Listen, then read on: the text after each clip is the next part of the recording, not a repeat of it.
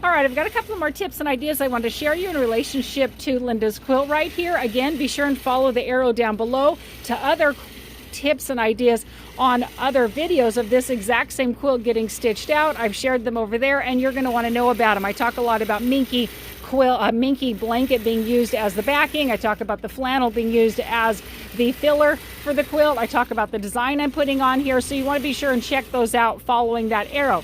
Now, I want to talk about a couple things. One is, this is Linda's quilt. She's making it for granddaughter. Linda is a prolific quilter. She has so many fabulous ideas and great design features she puts together, and she just likes to mix and match. She doesn't always follow a pattern. Sometimes she does, but frequently it's her own design. She has a design wall at her house, and she will pop them up there, and it's great.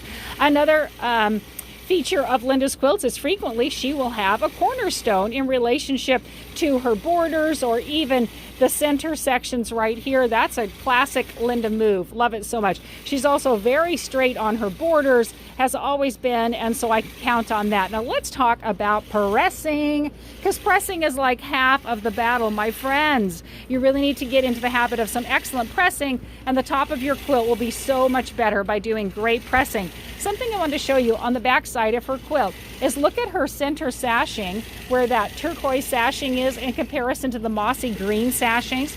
It's almost like this sashing is standing up just a tad. Can you almost see how that is just ridged a little bit on each side?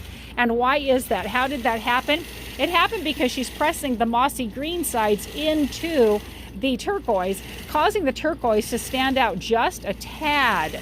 So if you have an area that you want to emphasize just a little bit, especially if you have any sashings, I would always suggest pressing the other sides into that sashing. That will raise it just a tad and give yourself a little bit of lift. It'll be a nice design feature on your quilt right there. So something to be aware of. She's also, because of the way that she's pressed her mossy green areas, it's also raised up the centers where the turtles are and this outer sashing border as well. So nicely done, something fun to think about. Think ahead when you're doing your pressing. Frequently, if you have a pattern you're following, it will tell you which way to press it, and it will frequently be to help you create those specific designs or nest your pieces together.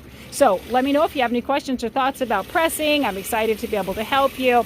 Toss something down in the comments. Let's share a little bit of love to all these quilters that are bringing joy to so many people. Let's continue this tradition, my friends.